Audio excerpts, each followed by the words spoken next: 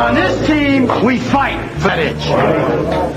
On this team, we tear ourselves and everyone else around us to pieces for that itch. Coming in at 320 kilobytes per second. Ladies and gentlemen, it's time for MattieC Sports for you and me.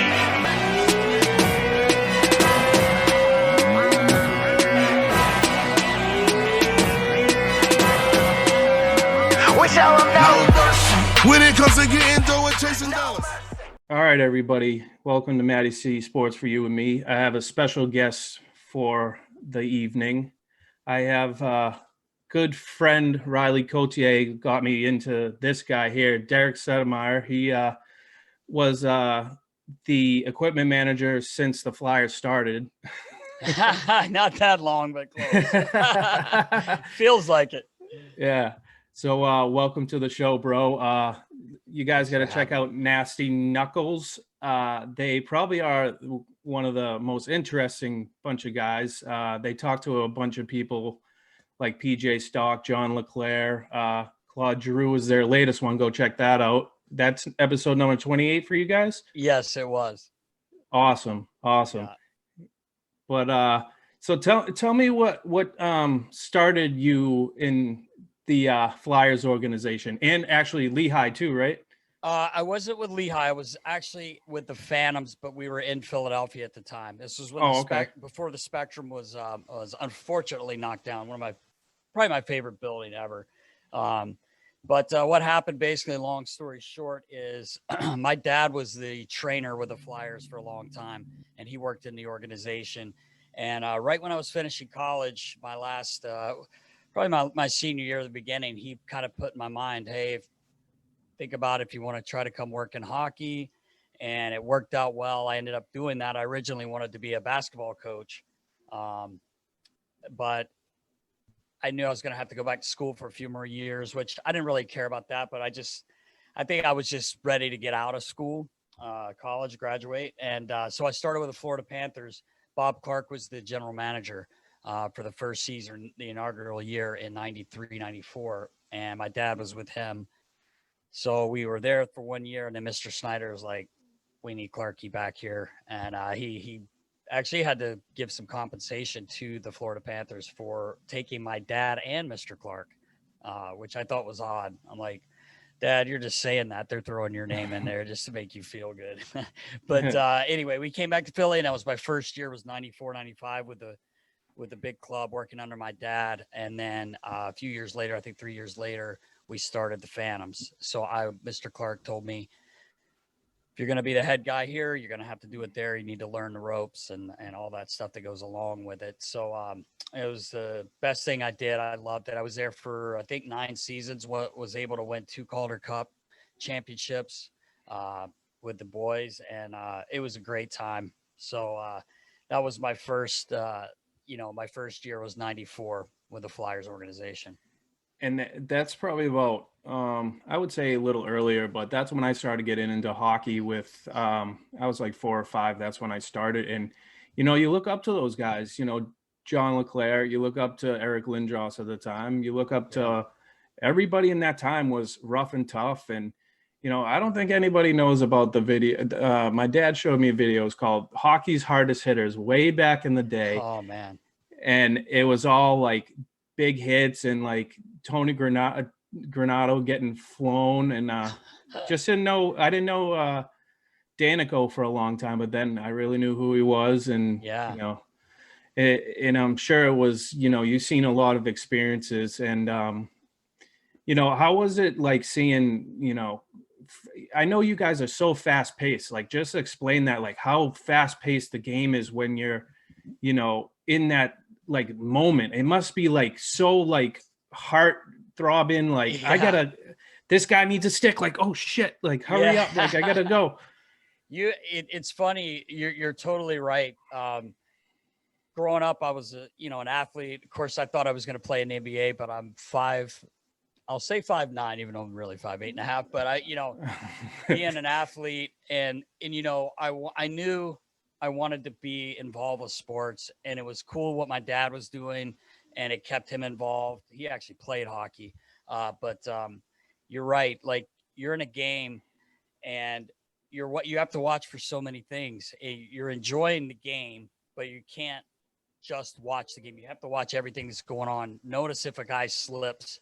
Maybe I need to check his skate when he comes back to the bench. You're right. A stick. You watch every face-off. You always have your hand on the guy that's taking the face-off, because if he breaks a stick, you have it ready. And there's times where you see some really cool things. This last season, two of my buddies, one in Toronto and one in Pittsburgh, they both got a lot of it. Grabbed it right out. Yeah, they I grabbed the remember. stick. I saw that game. Yep. Yeah, Mitch Marner was for Toronto. My buddy Bobby Hastings, and then John Taglianetti did it this year. And I forget if Sid scored. I can't remember who scored, but they all pointed over the bench and they gave those guys credit, because I do remember that. Little things that happen like that in the game. And the guys always notice it, but sometimes the fans don't realize how much is going on. Like I'm a hyper guy, and I just was always moving around. But you're right. Your heart's in the game. It's a fast-paced game. You have to pay attention to every single thing that's going on the bench. Even for coaches, they're asking you for things, and you just have to. Your head's on a swivel, basically. But it was a great run, 26 years, man, and it was just so much fun. I miss it, but at the same time, it's time for me to move on, and other things are happening. But it was great. And you're right about back in the day when you started watching. Well, those were men. They were, and not that they're not men now. Don't get me wrong. I don't mean it that way. I mean, that was a man's game where there weren't players moving teams a lot back then. You basically stayed, and they didn't like each other. I remember coming in, when I first came into the league. I mean, it's changed so much. Obviously, after 26 years, it's going to change. But those guys, the softest guy on a team would be one of the tougher players now. You know what I mean? Like it was it was just a tough game. You had to be able to defend yourself, and it was wild. It's crazy how much the game's changed though. Yeah. And especially, I'll tell you a story where, I went to Philadelphia it was kind of like me and my wife's anniversary. Can you imagine that? Went to go see the Bruins play the Flyers. And it was funny because we were right beside the bench, right where, pre-skate, and I saw all the sticks there all lined up perfectly. I was on the Bruin side, but I'm sure you did it on the other side. Yep. But I was like, oh my God, like they're all so neat and taken care of. And here it is. I'm at Wells Fargo, and I'm like, I'll just go try to get a puck. And Gregory Campbell was sitting next to was like on his knee in the Bruin side shooting. And I was waiting for him to give me a puck. I was waiting.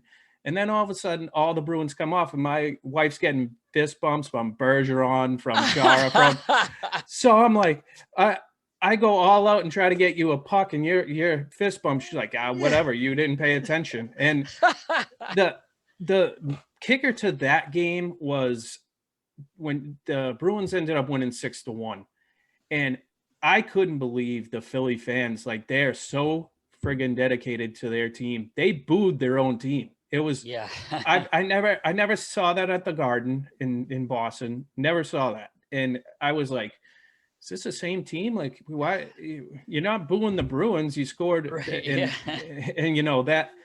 that place is amazing. Like, they have all the hat tricks and like all the hats, they preserved them and put them on the, And I was like, and I probably told you and Riley that, Simmons was like one of my favorite players and still is today. I mean, how is he as a person? Like, oh man, right? Like being with him all the time. Wayne's one of the nicest humans you could ever meet. And like, he treated me so well. He treated all the staff really well, and his teammates. He was ultimate. We've talked about him quite a few times with players that have played with him, that have been on our show as well. And I mean, like, this guy is feared in the league.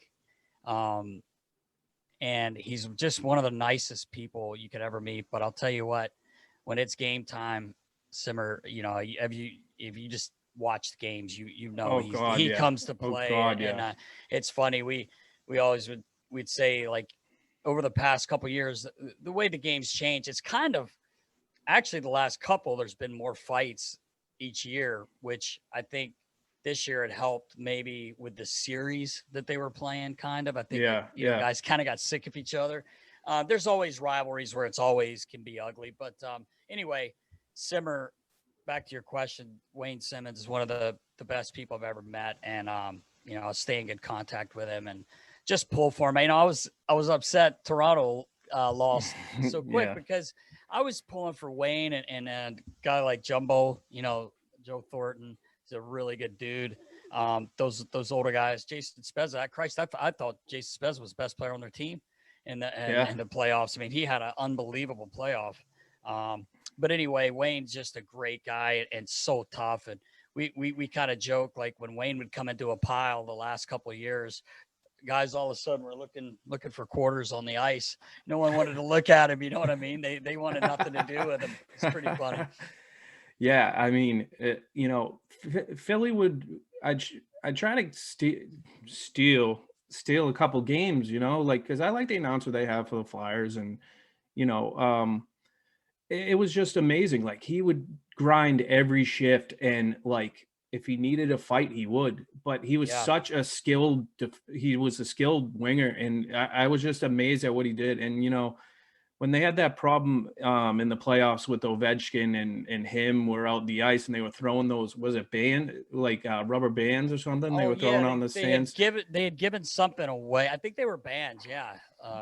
And just the class act he was saying, stop, like, you're embarrassing me. I'm your your alternate captain. Stop.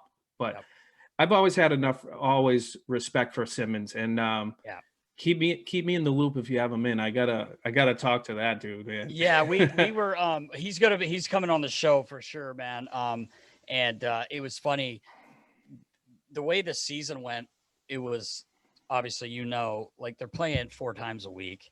Like, these guys have no time to do anything. So I had talked to Wayne quite a few times. I just said, what you guys are doing? I thought they were going on a long run. Yeah, I did too. I did too. Everyone did probably. But we're going to have him on, and I'll definitely let you know. He's a guy you'd like to talk to. He's awesome. Yeah. And so for you now, like, you got your own business.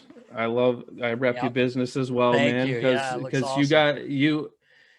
your stories are awesome, man. Like, you're like talking about your skating, and you got some hilarious stuff with your son and stuff. And that's awesome, man. Like, you're showing you're a good dad and stuff. And you put the time and effort for hockey, work, and like, you're just a busy dude. Like, that's awesome that's awesome. And, what's it like, stepping away from it? Is it really tough watching it from the TV aspect, or, at the Wells Fargo, like, sitting in the stands? Is that really weird for you? That's actually a great question. It was very hard for me at first, last year when everything kind of happened. It was the hardest thing I've probably dealt with in my life, which people have been through so much worse than not being able to go back to your job. So I kind of like started thinking that way.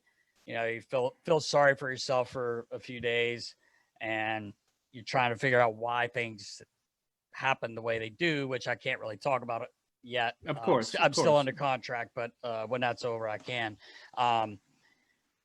But it was very hard for me to watch. It was harder for me to watch my son be so upset because he can't, he's 5. He can't understand why, or 6. Sorry, he'll be 7 this summer. It's hard for him to understand why we can't go to the rink, why he can't go see the boys. Yeah, that's very, tough. very fortunate that all the guys are just such good dudes, and I see them all the time. They're always over. I'm not far from the rink, so it's guys stop by all the time, especially when the weather gets nice. I think they're just using me for the pool. But honestly, it was really hard. And this year I actually went to my first game.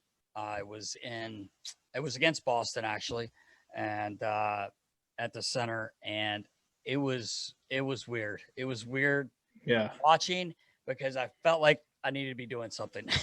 And my son was that's the reason I went. Jake Voracek like came by and said, "You're going to the game. He hasn't been. You got to take him." I'm like, all right, I'll take him.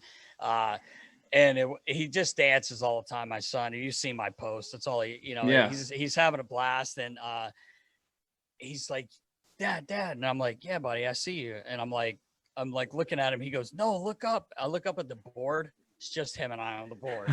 Now we had masks on, but I think I had a hat on like your hat, and all the boys knew Elvis. We were sitting literally right across from the bench. So the guys were dying. They were laughing and kind of giving him a little wave without, making it too obvious. But it was difficult. It's weird. It's really weird now. It's more weird. I ended up going to 2 games, but it's strange watching like that. Like you said, it definitely different when you've done something for 26, 27 years, and all of a sudden you're watching it on TV. But it's all right. Everything's worked out well. So you just told me that you said to Jake Voracek, "Oh, I guess I'll go. I was like, ugh. Yeah, he was all over me. If you know Jakey, he just tells you how he feels, and he was like, "You ever been to a fucking game? You gotta fucking bring Elvis. You're coming to the game." And I'm like, okay, I'm coming. And it wasn't like I did want to take him, but he hadn't really said much, and it was right when they started allowing a few people to go to the game. Oh, There was no one. Then we had 2 seats, and then there were like 4 seats on each side, and then 2 more people. It was only, I think 3,000 was what they were letting in. It wasn't very many. So it was just, if he would have been asking me, I would have said, yeah, of course. Like, I'll take you. But he hadn't really said anything. But of course, Jake comes by and starts, "Oh, you haven't been to a game. You got to come to the game." "Okay, Daddy, can we go?" I'm like, Nice. okay, Nice. yeah. Way to put me on the spot. But it was great. He had I didn't bother me a bit because Elvis had so much fun, and he got to see the boys, and they're waving to him, and so it was awesome. It was awesome. That is wicked cool. Get some Boston connections for me like that. Yeah, right. I know. But you guys they started filling up there at the end, didn't they? Were they oh, dude, close? we were packing it up, man. We were packing it up. That was awesome. And there's another funny thing. So I watched your stock episode. I was watching it at like 2:00 in the morning, and I was dying laughing. So, like, he calls you a gnome, first of all. Yeah. So I'm like, okay, so he's probably about the same size. Exactly right. But on skates, he's 6'5". He played like it, didn't he? I know, he was a big dude for us. Boston loved him, and I loved him. Yeah. And the funny thing is that I was watching an episode, I don't know if you might know, with Always Sunny in Philadelphia. And I swear to God, I was like, holy shit, he sounds like Charlie from Always Sunny in Philadelphia. They have the same exact voice. It was so funny. I was like, I caught on to it. It was great. That's awesome. But I was gonna save that for Riley later, but I figured it would because it happened to you. So yeah, that's all right. Tell Riles too. He's those two. God, man, they both Stalker is smaller than Riley was in height anyway, but they probably weighed about the same when they played. Like Stalker, I forget what Stalker weighed when he played. I think what did he say, 205, 210, or is he weighing that now? Anyway, Riley weighs 180 now. He's lean. Wow. He's got lean muscle, but he played at 220. Like he was pushing 220 when he played. But that wasn't normal, obviously. but to fight the guys he did, and Stalker too. It's amazing talking about Stalker. The size of him and the guys he fought. I mean, God, like I said, with Riley, it was once in a while he would have a guy where I'd say a light heavyweight, which was kind of what Riles was, even though he fought the big heavyweights. Kind of like Thornton there in Boston too. Thornton. He's a big dude, but he's kind of like Riles. They're not overly tall. They were both like thick, when they had to be. And him and Thornton had a few good fights in their career. He was telling Riley was telling me a funny story. They'd fight it out at a game, and I guess they had pretty good ones, pretty good fisticuffs. And then after the game, they'd be like, "Hey, man, you want to go drink or go do something, you know. Yeah, right. I won't go into detail what he told me, but Yeah, I know what you mean. Yeah. but yeah, and it was Thornton is a good guy too. He's just a punk sometimes, and it was funny. And I was there when he rocked was it Dupuis? He knocked him right on his ass in the Pittsburgh Penguins. I was 9 rows with my wife, and he knocked him right on his ass, and like he got suspended, I think like 5 or 10 games. Oh wow, I don't remember that. But I'll have to look that. Yeah, you'll have to look that up. But it was crazy, and everybody was like, "Oh, what happened?" And then that was and I was 9 rows from it, so I'm like, "Holy shit!" Like, dude just got knocked out. But he was a punk too. But anyway, yeah, right. But it was funny because when I saw Sean. I saw him at an autograph signing, and I had a picture of me and my wife. I proposed in front of the Bobby Orr statue where it previous was before on the left side of the garden. And so he signs it and says, and he goes, "Who's this?" I go, "That's my wife." He goes, signs it and goes, "Congrats," and signs it. He goes, "Good luck." I'm like, of all people to say it, all people. Yeah, right. That's awesome. But so Derek, my real final question for you though is how did you get, like, you and Riley get so close, and you guys have such a good bond now? Like how'd that all sort about? It's funny, you know, when you meet someone, if you got a friend that you met, like you just remember the first day meeting, not like just coming across. Like I met him, he literally got signed to the Phantoms. It was the year of the lockout, 2004 and 5. It was when the American League was unbelievable. Like all like Bergeron played Providence. Like all their top kids that were old enough to play in a league were playing in the American League because they wanted them to play. And it was an unreal year. Well, I met him first day of the season, and we sat there and we talked for about a half hour just so I knew exactly what he was going to need. And then it was just like every day, like he's not like as hyper as I am, but he's a happy person, and he's just, you know, he's always positive, and I just loved it about him. And we laughed. It's funny, like Riles is kind of like reserved a little bit until he knows you or is in, you know, somewhere where he's comfortable. I can just get him going. I can get him wound up. And I would every morning, I'd have the guy dying laugh. Like I would just mess with him 24/7. And we just became really tight. We just started doing stuff on the road together after games at home. He lived with me for a while. He was my chef. I didn't charge him rent. Nice. I didn't charge him rent because this guy's an unbelievable cook. You'll have to ask him about that because he honestly is an unreal. He makes the healthiest food. He's so healthy. It's like disgusting. Like he won't even, once in a while he'll cheat. But like, I'm like, dude, eat a cheeseburger for God's sakes, man. Have some fries, you know, like just eat something besides like, I don't know, you know, kale or something. I don't know. But he was such a good cook. And my daughters, like I'm not a good cook. But he would cook, and it was like meals I would never even dream of. Like, and it was so good. And I'm like, dude, and my daughters were eating like, you know, things they would never eat because Riley was making them, and he just knew how to do it. I don't know.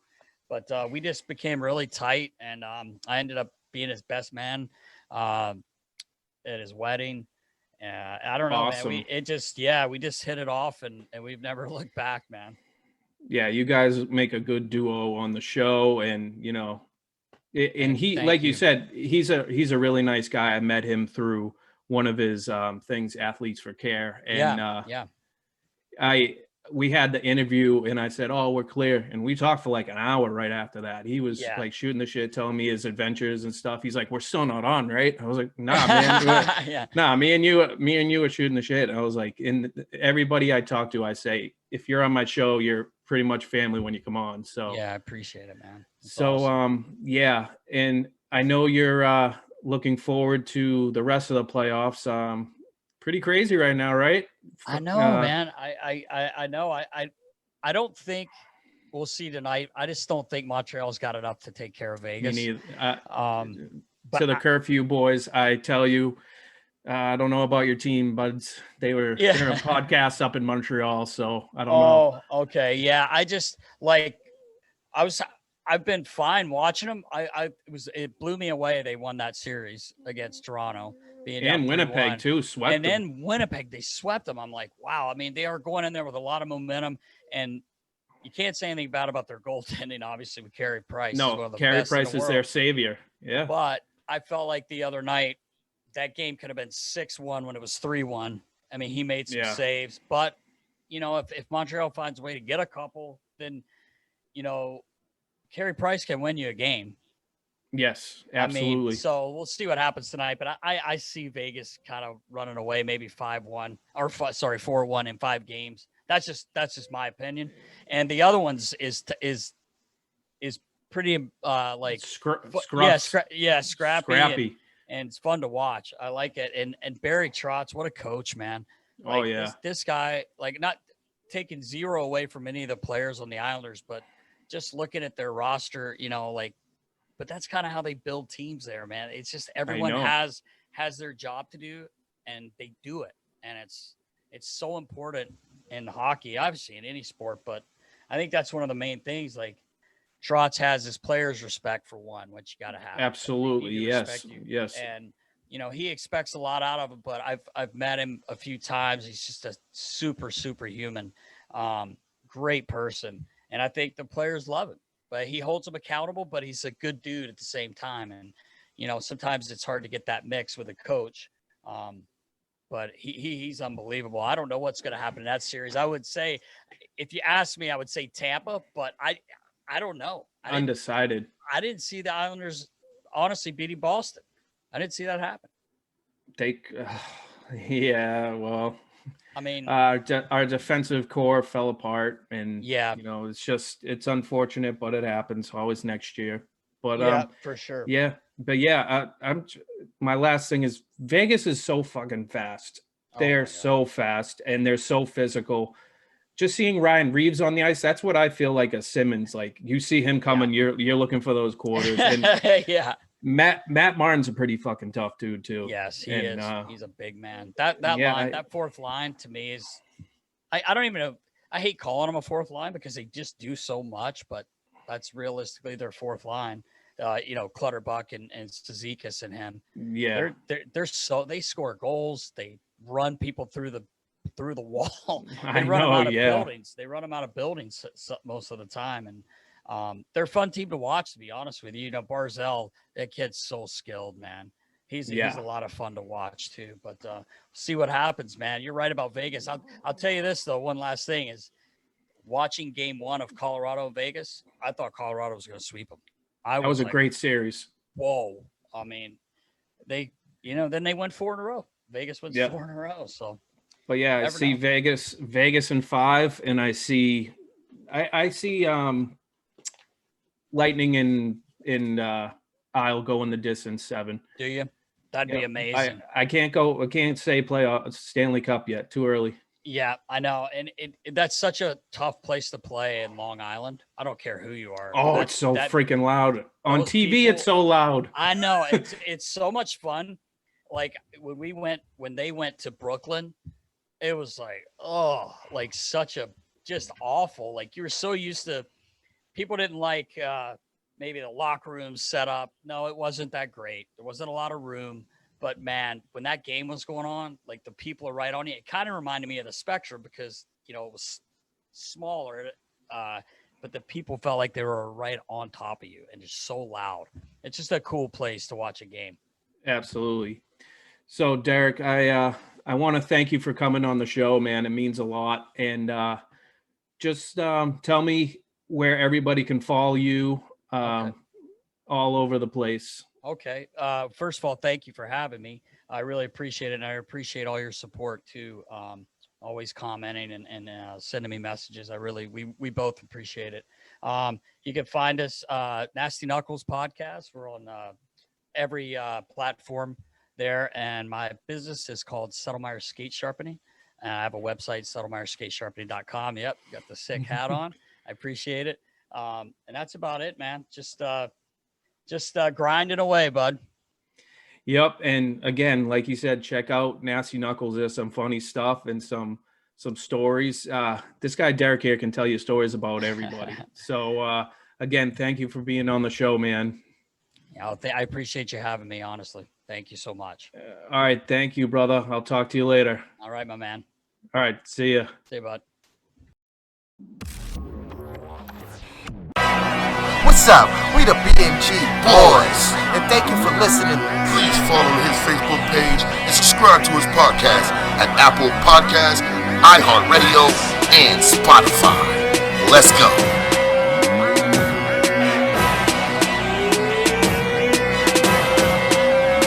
We tell them no. When it comes to getting dough and chasing dollars.